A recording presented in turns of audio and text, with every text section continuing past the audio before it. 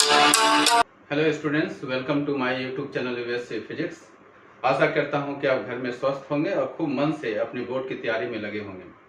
आज हम इस वीडियो लेक्चर में देखने वाले हैं कि बोर्ड एग्जामिनेशन में 2021 के जो आने वाले एग्जाम है उसमें फिजिक्स में जो फर्स्ट चैप्टर है इलेक्ट्रोस्टैटिक्स, कौन कौन सा टॉपिक आपका डिलीट हुए हैं और कौन कौन सा टॉपिक आपके बोर्ड एग्जामिनेशन में पूछे जाएंगे उसके बारे में आज मैं यहाँ पे बताने वाला हूँ। तो आप वीडियो के अंत तक बने रहें ताकि आपको ये समझ में आए कि क्या पढ़ना है फिजिक्स में फर्स्ट चैप्टर में और किस तरह से पढ़ना है और कैसे हम इसका एक मास्टर कॉपी बनाएंगे ताकि बोर्ड के एग्जामिनेशन के समय प्रिपरेशन करने में या रिवीजन करने में आपको सहूलियत होगी। तो देखते हैं कि क्या है इस इलेक्ट्रोस्टैटिक्स का टॉपिक्स। यहाँ पे देखेंगे इलेक्ट्रोस्टैटिक्स जो है अकॉर्डिंग टू एनसीईआरटी दो चैप्टर में डिवाइड किया गया है, चैप्टर 1 एंड चैप्टर 2। एनसीईआरटी के बुक में वॉल्यूम 1 में जब आप जाइएगा तो देखेंगे कि उसमें दो चैप्टर में इसको डिवाइड किया गया है इलेक्ट्रोस्टैटिक्स को। पहला चैप्टर का नाम है इलेक्ट्रिक चार्जेस एंड फील्ड और दूसरा चैप्टर का नाम है इलेक्ट्रोस्टैटिक पोटेंशियल एंड कैपेसिटेंस। तो इलेक्ट्रिक चार्जेस एंड फील्ड को हिंदी में बोलते हैं विद्युत आवेश तथा क्षेत्र और इलेक्ट्रोस्टैटिक पोटेंशियल एंड कैपेसिटेंस को हिंदी में बोलते हैं स्थिर विद्युत विभव तथा धारिता। तो ये दोनों चैप्टर में देखेंगे कौन कौन सा टॉपिक आपके बोर्ड एग्जामिनेशन में पूछे जाएंगे। तो देखते हैं, स्टार्ट करते हैं हम लोग इलेक्ट्रिक चार्जेज एंड फील्ड से। इलेक्ट्रिक चार्जेज एंड फील्ड में सबसे पहले आपको चार्ज के बारे में पूछा जाएगा। इलेक्ट्रिक चार्ज होता क्या है और इलेक्ट्रिक चार्जेस के फंडामेंटल प्रॉपर्टीज क्या है, बहुत इंपॉर्टेंट है फंडामेंटल प्रॉपर्टीज ऑफ चार्जेस। बार बार ये से बोर्ड एग्जामिनेशन में पूछे जाते हैं। तो इसके 3 फंडामेंटल प्रॉपर्टीज होते हैं। पहला होता है क्वांटाइजेशन ऑफ चार्ज, दूसरा होता है एडिटिव नेचर ऑफ चार्ज और थर्ड होता है कंजर्वेशन ऑफ चार्ज। तो ये 3 इसके फंडामेंटल प्रॉपर्टीज हैं चार्ज के और तीनों के बारे में कभी न कभी बोर्ड एग्जामिनेशन में पूछे गए हैं 10 साल के अंतराल में। तो इसको आप जरूर से जरूर कर लें कि ये चार्ज और उसके प्रॉपर्टीज के बारे में जरूर जान लें। ठीक है, अब हम बात करते हैं कंटिन्यूअस चार्ज डिस्ट्रीब्यूशन, यानी यहाँ पे दिया हुआ है कंटिन्यूअस चार्ज डिस्ट्रीब्यूशन। इसको हिंदी में बोलते हैं संतत आवेश वितरण, यानी लगातार आवेश का वितरण हम किस मेथड से करते हैं, किस वे से करते हैं, कितने विधियों से हम करते हैं। जब हम आवेश का वितरण करते हैं, चार्ज का डिस्ट्रीब्यूशन करते हैं तो कितने तरीके से कर सकते हैं, तो इसके बारे में पूछा जाएगा और उसका डेंसिटी के बारे में पूछा जाएगा। तो इसके 3 विधि है, यानी चार्ज को अगर हम कंटिन्यूअसली डिस्ट्रीब्यूट करना है तो 3 मेथड से हम उसको डिस्ट्रीब्यूट कर सकते हैं। पहले उसका लीनियर डिस्ट्रीब्यूशन हो सकता है चार्ज का कंटिन्यूअसली, और सरफेस डिस्ट्रीब्यूट हो सकता है, एक वॉल्यूम डिस्ट्रीब्यूट सकता है 3 dimension 2 dimension and 3 dimension distribute हो सकता है। लीनियर डिस्ट्रीब्यूशन क्या हो सकता है, लीनियर डेंसिटी किसे कहते हैं, वॉल्यूम चार्ज डेंसिटी किसे कहते हैं, सरफेस चार्ज डेंसिटी किसे कहते हैं, और उसके एसआई यूनिट को लिखें। लीनियर चार्ज डेंसिटी का एसआई यूनिट कूलम पर मीटर, सरफेस चार्ज डेंसिटी का कूलम पर metre square and volume charge density का कूलम पर मीटर क्यूब। तो उसके डायमेंशनल फॉर्मूला भी पूछे जा सकते हैं और एसआई यूनिट भी पूछे जा सकते हैं। तो इसे आप जरूर कर लेंगे बोर्ड एग्जामिनेशन के लिए। ठीक है, नेक्स्ट चलते हैं हम लोग electric field intensity at a point due two point charge. तो इसमें क्या पूछेगा, सबसे पहले आपको जानना पड़ेगा कि इलेक्ट्रिक फील्ड होता क्या है और इलेक्ट्रिक फील्ड इंटेंसिटी क्या होता है, जिसे हम लोग बोलते हैं विद्युत क्षेत्र तीव्रता। तो विद्युत क्षेत्र तीव्रता का डेफिनेशन जरूर पूछता है और उसका एसआई यूनिट पूछता है। इसके 2 एसआई यूनिट होते हैं, एक न्यूटन पर कूलम और एक होता है वोल्ट पर मीटर। आप इसको जरूर कर लेंगे, इसका डायमेंशनल फॉर्मूला को भी जरूर कर लेंगे। Electric field intensity scalar quantity है कि वेक्टर क्वांटिटी है, इसके बारे में भी पूछ सकता है। ठीक है, तो electric field intensity is a vector quantity, एक वेक्टर क्वांटिटी होता है। और इसमें इलेक्ट्रिक फील्ड इंटेंसिटी निकालने के लिए कहेगा कोई एक पॉइंट चार्ज दिया जाएगा, एक छोटा सा एक बिंदुवत आवेश, और इस बिंदुवत आवेश से r डिस्टेंस पर इलेक्ट्रिक फील्ड इंटेंसिटी का वैल्यू आपको फाइंड आउट करने के लिए बोला गया। तो उसका वैल्यू होता है E = 1/4πε0 Q/r²। तो ये पॉइंट चार्ज के चलते होता है, यानी यहाँ पे Q हमेशा मैग्नीट्यूड लेंगे, कभी भी साइन यूज नहीं करेंगे। प्लस रहेगा तो भी Q लिखेंगे, माइनस रहेगा तो भी ओनली Q लिखेंगे, because electric field intensity is the force experienced by the unit positive charge. कोई भी यूनिट पॉजिटिव चार्ज द्वारा जितना फोर्स महसूस किया जाता है इलेक्ट्रिक फील्ड में किसी पर्टिकुलर पॉइंट पे, that is called electric field intensity. तो electric field intensity is nothing but a electrostatic force experienced by the unit positive charge. एकांक धन आवेश द्वारा जितना बल महसूस किया जाता है विद्युत क्षेत्र के अंदर किसी बिंदु पर, उसी बल को कहते हैं विद्युत क्षेत्र तीव्रता। क्लियर है? तो ये क्लियर हो गया कि इलेक्ट्रिक फील्ड इंटेंसिटी क्या है।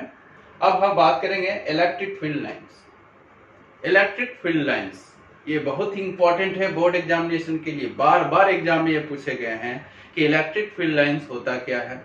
इसके प्रॉपर्टीज को जरूर याद करेंगे, कम से कम 5 से 6 प्रॉपर्टी जरूर याद रखेंगे। 2 प्रॉपर्टी जरूर पूछता है, ठीक है। इसका सबसे वेल नोन प्रॉपर्टी है कि why 2 electric lines of forces never intersect with each other. 2 electric lines of forces क्यों नहीं एक दूसरे को प्रतिच्छेद क्यों नहीं करते हैं, उसका क्या कारण है, तो उसको बताएं। और क्या पूछेगा कि इलेक्ट्रिक लाइंस ऑफ फोर्सेस जो है, अगर जहां पे डेंस होता है वहां पे इलेक्ट्रिक फील्ड कैसा होगा, स्ट्रॉन्गेस्ट होगा कि वीकेस्ट होगा, उसके बारे में भी पूछ सकता है। इलेक्ट्रिक लाइंस ऑफ फोर्सेस हमेशा सरफेस के परपेंडिकुलर बाहर निकलता है।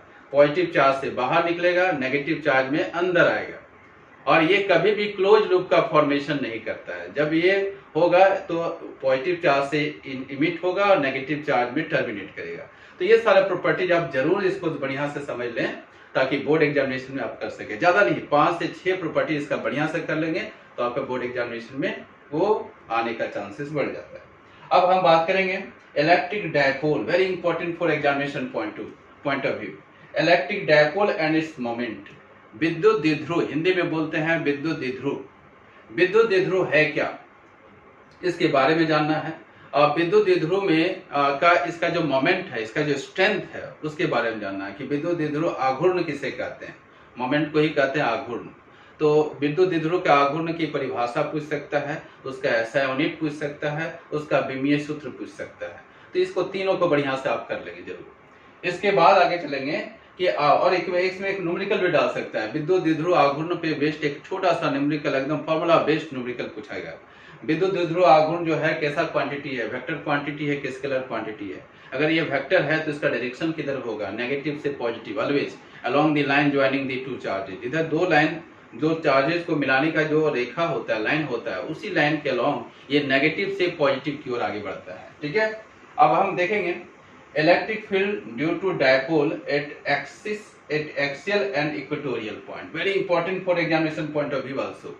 इलेक्ट्रिक फील्ड इंटेंसिटी यानी विद्युत क्षेत्र तीव्रता जो होती है किसी भी विद्युत विभव के, किसी विद्युत द्विध्रुव के चलते उसके एक्सियल पॉइंट पे निकालने बोल सकता है और एक इक्वेटोरियल पॉइंट पे बोल सकता है। जैसे ये मान लें कि एक विद्युत द्विध्रुव है, इलेक्ट्रिक डायपोल है, इसमें नेगेटिव ये है और ये पॉजिटिव है, दोनों का मैग्नीट्यूड सेम होता है, अपोजिट नेचर का होता है।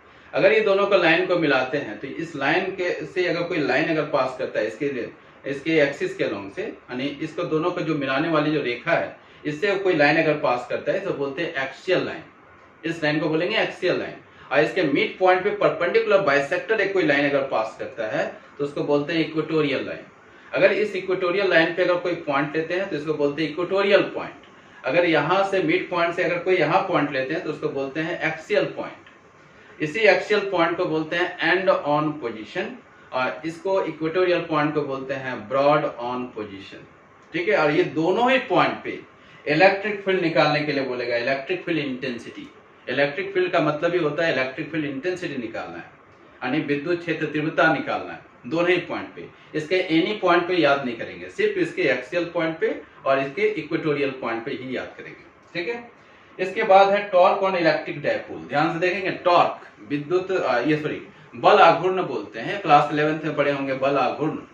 ये जो टॉर्क होता है किसी भी इलेक्ट्रिक डायपोल पे लगेगा कब, जब इलेक्ट्रिक डायपोल को यूनिफॉर्म इलेक्ट्रिक फील्ड में रख देंगे। तो यहाँ पे सिर्फ यूनिफॉर्म इलेक्ट्रिक फील्ड के बारे में ही पूछेगा, नॉन यूनिफॉर्म इलेक्ट्रिक फील्ड नहीं पूछेगा। तो जब भी कोई इलेक्ट्रिक डायपोल को यूनिफॉर्म इलेक्ट्रिक फील्ड में किसी एंगल पे रखते हैं तो उसमें कितना टॉर्क डेवलप होता है, इसको वैल्यू को फाइंड आउट करने के लिए बोलेगा। तो टॉर्क इक्वल टू होता है PE sin थीटा। P का मतलब इलेक्ट्रिक डायपोल मोमेंट, E का मतलब इलेक्ट्रिक फील्ड, और साइन थीटा, थीटा क्या है, एंगल बिटवीन PE वेक्टर और E वेक्टर, यानी P वेक्टर और E वेक्टर मतलब डायपोल मोमेंट का डायरेक्शन और इलेक्ट्रिक फील्ड का जो डायरेक्शन होगा उसके बीच के एंगल को बोलते हैं थीटा। तो टॉर्क इक्वल टू लिखना है PE sin थीटा। इसका वैल्यू, इसका एक्सप्रेशन निकालने के लिए बोलेगा, इस पे न्यूमेरिकल भी डालेगा। तो इसी फॉर्मूला पे बेस्ड न्यूमेरिकल भी कर लेंगे 2-4 प्रॉब्लम, और इसका एक्सप्रेशन भी निकालना सीख लेंगे। अब हम आगे बढ़ते हैं इलेक्ट्रिक फ्लक्स। ये जो इलेक्ट्रिक फ्लक्स है इसको हिंदी में बोलते हैं विद्युत फ्लक्स। और ये विद्युत फ्लक्स का डायरेक्ट कनेक्शन किससे है? इलेक्ट्रिक फील्ड लाइन से है। इलेक्ट्रिक फील्ड लाइंस पर ही ये डिफाइन होता है। अगर ये नहीं जानते हैं तो इसको आप डिफाइन नहीं कर सकते हैं। तो इलेक्ट्रिक फ्लक्स क्या है, इलेक्ट्रिक फ्लक्स कैसा क्वांटिटी होता है, इलेक्ट्रिक फ्लक्स का फॉर्मूला क्या होता है, और इलेक्ट्रिक फ्लक्स का डायमेंशनल फॉर्मूला क्या होता है, ये सारा बातें दिमाग में सेट कर लेंगे। ये सब पूछ सकता है। इलेक्ट्रिक फ्लक्स क्या है, इलेक्ट्रिक फ्लक्स कैसा क्वांटिटी, स्केलर या वेक्टर? ये स्केलर क्वांटिटी होता है, not vector, because it is defined in terms of dot product of two vector, E vector and A vector। Area vector electric field के dot product पे ये define होता है, ठीक है। और इलेक्ट्रिक फ्लक्स जानने के बाद हमको पढ़ना है गॉस लॉ, और ये बहुत ज्यादा इंपॉर्टेंट है इस बार के एग्जामिनेशन के लिए। लॉन्ग क्वेश्चन में ये पूछे जाएंगे Gauss law and its application, अनुप्रयोग गॉस लॉ का। तो गॉस थ्योरम क्या है, गॉस प्रमेय क्या है, तो ये गॉस लॉ को तभी समझ पाओगे जब हम इलेक्ट्रिक फ्लक्स के बारे में जानेंगे। इलेक्ट्रिक फ्लक्स अगर हमको अच्छी तरह से पता है तो गॉस लॉ समझने में दिक्कत नहीं होगी। तो गॉस लॉ का स्टेटमेंट पूछेगा, गॉस लॉ का प्रूफ पूछ सकता है, और गॉस लॉ का दो ही अनुप्रयोग पूछना है, यानी इसके एप्लीकेशन। कौन कौन सा एप्लीकेशन? एक इनफाइनाइट लाइन चार्ज के लिए और दूसरा है होलो स्फेरिकल चार्ज बॉडी के लिए। तो इसमें इनफाइनाइट लाइन चार्ज, यानी कोई भी इसमें लाइन चार्ज है, इसमें चार्ज दिया जाएगा इनफाइनाइटली, ये लॉन्ग है, और इसके r डिस्टेंस पे इलेक्ट्रिक फील्ड निकालना है with the help of Gauss law. और दूसरा क्या पूछ सकता है कि होलो चार्ज स्फीयर, जैसे होलो चार्ज स्फीयर है, कंडक्टर का बना हुआ है, अंदर में खाली है, तो अंदर में इलेक्ट्रिक फील्ड कितना होगा और बाहर में इलेक्ट्रिक फील्ड कितना होगा, बस ये दो बातें ही पूछेगा, अंदर में और बाहर में, सरफेस पे नहीं। ऑलरेडी इसमें सिलेबस में मेंशन कर दिया है, जो न्यू सिलेबस आया है विजय बोर्ड का, उसमें अंदर में और सिर्फ बाहर निकालना है इलेक्ट्रिक फील्ड इंटेंसिटी। अंदर में तो इलेक्ट्रिक फील्ड 0 होता है और बाहर में इलेक्ट्रिक फील्ड का वैल्यू होता है 1/4πε0 Q divided by r square, ठीक है। r क्या है? Distance from the centre of the spherical body, ठीक है। तो उसको निकाल लेंगे। तो ये दोनों ही निकालने के लिए पूछा जाएगा किससे? गॉस लॉ की मदद से। तो गॉस लॉ को अगर अच्छी तरह से समझ जाएंगे तो ये दोनों अनुप्रयोग करने में ज्यादा टफ नहीं है। तो आप इसको बढ़िया से कर लेंगे, इसका शॉर्ट नोट बना लेंगे, बढ़िया से एक कॉपी बना लेंगे, मास्टर कॉपी जिसे हम लोग बोलते हैं, जो एग्जामिनेशन पॉइंट ऑफ व्यू के लिए बनाया जाता है। अगर उसको एग्जामिनेशन पॉइंट ऑफ व्यू इतनी पूछेगा, इससे बाहर तो पूछ नहीं सकता है, तो आप क्यों नहीं उसका एक बढ़िया सा शॉर्ट नोट बना लें और उसको एक टीचर से, अपने जो कंसर्निंग टीचर हैं, जो सब्जेक्ट टीचर हैं, उनसे जाके उनको वेरीफाई कर ले। वेरीफाई करने के बाद उसमें आप उसको अपने वे से उसको याद करने का टेक्निक अपने करें, अच्छी तरह से उसको दिमाग में सेट कर ले, ताकि एग्जाम के 2-3 दिन पहले उसको रिवीजन करने में आपको ज्यादा दिक्कत का सामना नहीं करना पड़ेगा। अब हम चलते हैं सेकेंड चैप्टर। सेकेंड चैप्टर जो इलेक्ट्रोस्टैटिक्स का है, इलेक्ट्रोस्टैटिक पोटेंशियल एंड कैपेसिटेंस। इस चैप्टर में बहुत सारे टर्म्स थे, बहुत सारे टॉपिक्स थे, लेकिन बहुत को हटा दिया गया है। इस बार बहुत सिलेक्टेड टॉपिक रखा गया है। इसके कैपेसिटर का सीरीज पैरेलल नहीं पढ़ना है, बहुत सारे इसमें पोटेंशियल डायपोल के चलते निकालते थे, वर्क डन निकालते थे, पोटेंशियल एनर्जी निकालते थे, वो सब बिल्कुल सब हटा दिया है। बहुत सिलेक्टेड टॉपिक है, इसको याद करने में आपको हमको लगता है कि एक दिन में सारा कवर कर लीजिएगा। अगर बढ़िया से इसको बढ़िया से शॉर्ट नोट बना लें, अच्छी तरह समझ लें, तो इसको एक दिन में अच्छी तरह से रिवीजन करके आराम से लिख सकते हैं बोर्ड एग्जामिनेशन में। पहला क्या है? इलेक्ट्रिक पोटेंशियल, इसे बोलते हैं विद्युत विभव। विद्युत विभव किसे कहते हैं उसका डिफाइन करना है। किसी भी यूनिट चार्ज को इन्फिनिटी से इलेक्ट्रिक फील्ड के अंदर अगर हम कांस्टेंट वेलोसिटी से लाते हैं तो लाने में कुछ वर्क करना पड़ेगा। That amount of work is called electric potential at that point. उस पॉइंट पे, जिस पॉइंट पे हमको किसी यूनिट चार्ज को इन्फिनिटी से ला के रखे हैं, उसी पॉइंट का वो इलेक्ट्रिक पोटेंशियल कहलाएगा। अब पोटेंशियल डिफरेंस क्या होता है? ये इलेक्ट्रिक फील्ड के अंदर दो पॉइंट होता है और एक पॉइंट से दूसरे पॉइंट तक कोई यूनिट पॉजिटिव चार्ज को उठा के ले जाना पड़ता है, किसी भी पाथ में, कोई जरूरी नहीं कि स्ट्रेट पाथ हो, कांस्टेंट वेलोसिटी से ले जाएंगे। तो इस दोनों पॉइंट पे लाने में जितना हमको वर्क करना पड़ता है, that amount of work is called potential difference in between the two point inside the electric field। Electric field के अंदर में दो पॉइंट है, उस दोनों पॉइंट पर कितना पोटेंशियल होगा वो उसका वैल्यू निकल जाएगा, ठीक है। तो पोटेंशियल डिफरेंस जो होता है दो पॉइंट पे होता है, और पोटेंशियल जब निकालेंगे तो एक पॉइंट को कहां पर रखेंगे? इन्फिनिटी पे, और दोनों केसेस में यूनिट पॉजिटिव चार्ज को ट्रेवल कराएंगे इन्फिनिटी से किसी पॉइंट पे या एक पॉइंट से दूसरे पॉइंट पर, कहां पे? इलेक्ट्रिक फील्ड में। और ये दोनों ही स्केलर क्वांटिटी होता है और दोनों ही वर्क के टर्म में ही डिफाइंड होता है और दोनों में ही यूनिट पॉजिटिव चार्ज को लेके आगे बढ़ते हैं। एकदम सिंपल सा कॉन्सेप्ट है इसमें, ठीक है। अब है electric potential at a point due to a point charge.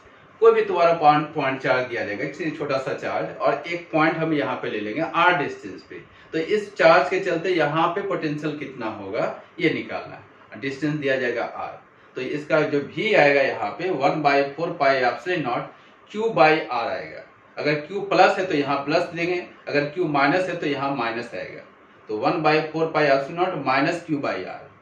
तो प्लस चार्ज के चलते प्लस पोटेंशियल डेवलप होगा, माइनस चार्ज के चलते माइनस पोटेंशियल डेवलप होता है। तो बहुत सिंपल सा फॉर्मूला है और छोटा सा डेरिवेशन इसको आप कर लेंगे। तो ये हो गया आपका पोटेंशियल। तो बस पोटेंशियल से रिलेटेड बस ये 3 कॉन्सेप्ट है जो आपको याद करनी है। Electric potential, potential difference, electric potential at a point due two point charge. अब आती है कैपेसिटर की। बहुत इंपॉर्टेंट ये टॉपिक था, लेकिन इसे मैक्सिमम टॉपिक जो है इसका डिलीट कर दिया गया। बहुत सिंपल सा, इसमें 2 ही टर्म दिया गया है और इसको आप जल्दी से याद कर सकते हैं। पहला है कैपेसिटर, इसको हिंदी में बोलते हैं संधारित्र, और उसका कैपेसिटेंस इसको हिंदी में बोलते हैं धारिता। तो संधारित्र की धारिता याद करनी है। कैपेसिटर क्या है, वो भी पैरेलल प्लेट कैपेसिटर, समानांतर पट्टिका संधारित्र, वो याद रखना है। तो कैपेसिटर में पढ़ना है और उसका कैपेसिटेंस मतलब इसके प्रॉपर्टी को पढ़ना है। यानी कैपेसिटेंस का मेन प्रॉपर्टी क्या है, चार्ज को स्टोर करना, एनर्जी को स्टोर करना। चार्ज को और एनर्जी को स्टोर करने के डिवाइस को ही कहते हैं कैपेसिटेंस। एंड इलेक्ट्रॉनिक्स का जो जीवन है, इलेक्ट्रॉनिक्स का जितने भी पार्ट्स है, बिना कैपेसिटर का कभी एग्जिस्ट ही नहीं कर सकता है। जो फैन घूम रहा है वो फैन भी कैपेसिटर के बिना नहीं घूम सकता है। तो ये एक तरह का एनर्जी स्टोरेज, जैसे माइटोकॉन्ड्रिया पढ़ते हैं ना पावर हाउस बायोलॉजी में, तो इस तरह से ये पावर हाउस का काम करता है। किसी को सडन एनर्जी चाहिए किसी भी परिपथ में यानी सर्किट में, तो ये प्रोवाइड करता है। कौन, कैपेसिटर।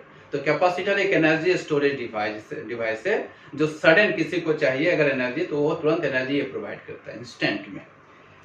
सेकंड, हाँ, इसमें कैपेसिटेंस में और 2 बातें याद रखना है। कैपेसिटेंस की इसका परिभाषा क्या है, कैपेसिटेंस इक्वल टू होता है C equal to Q by V।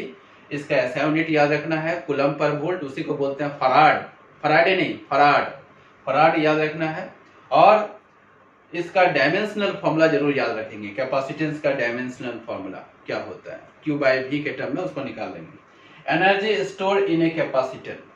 अब कैपेसिटर में कितना एनर्जी स्टोर होता है उसको भी आपको याद रखना है, ठीक है। इस बार का मॉडल क्वेश्चन सेट में भी दिया हुआ था, जैक बोर्ड का जो जारी किया था, कि 3-4 ऑप्शन दिए हुए थे इसके energy stored in a capacitor. अब बोला था कौन ऐसा ऑप्शन है जो करेक्ट नहीं है, ठीक है। तो 2-3 ऑप्शन है, इसका याद रखेंगे। अब energy stored in a capacitor ये 3 फॉर्म में होते हैं, इसको याद रखेंगे। कौन कौन सा फॉर्म याद रखेंगे इसमें, एक होता है Q स्क्वायर बाई 2C, एक होता है हाफ CV स्क्वायर, और एक होता है 1/2 CV, सॉरी 1/2 QV। ये 3 फॉर्म में एनर्जी होता है। Energy stored in a capacitor ये 3 फॉर्म में होगा, Q square by 2C, 1/2 CV square and 1/2 QV। ये 3 फॉर्म में एनर्जी स्टोर करके रखता है कैपेसिटर। ये 3 फॉर्म के अलावा और एक ऑप्शन दिया हुआ था 1/2 CV।